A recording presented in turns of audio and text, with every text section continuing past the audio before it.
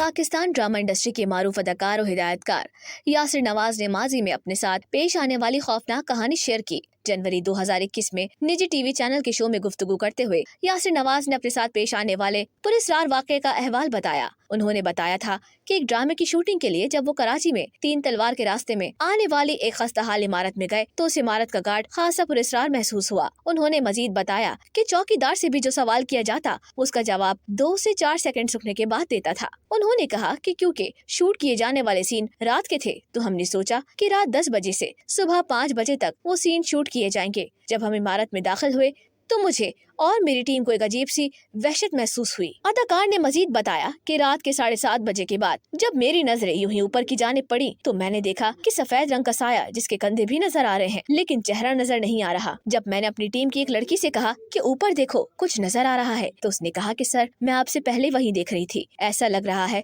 रहा है जैसे कोई झांक रहा है। यासिर ने कहा कि मैंने उस लड़की से खामोश रहने को कहा क्योंकि अगर हमने शोर मचाया तो बाकी सब भी परेशान हो जाएंगे और सीन शूट नहीं हो पाएगा। उन्होंने कहा कि मेरी नजरें ऊपर ही थी तो मैंने देखा वो साया आहिस्ता आहिस्ता पीछे जाता रहा और खत्म हो गया। अदाकार का कहना था कि मैं ऊपर ही देखता रहा लेकिन कुछ देर बाद वही साया मुझे सीधा खड़ा हुआ कमरे की दूसरी खिड़की में नजर आया और फिर जब हमने शूट के लिए कमरा तब्दील किया तो वो साया वहाँ भी हमें खड़ा दिखाई दिया। यासिर नवाज ने बताया कि इसके बाद टीम में शामिल एक और शख्स ने बाआवाज बुलंद कहा कि मुझे भी यही साया नजर आ रहा है। अब मैं और मेरी टीम डर गए थे।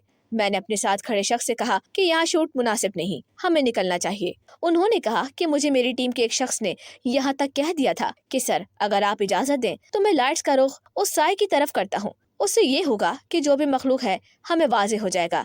लेकिन बकौल यासिर नवाज के उन्होंने उस शख्स को ऐसा करने से मना कर दिया कि कहीं कोई बड़ा मसला न हो जाए या ये सब किसी मुसीबत में न पड़ जाए।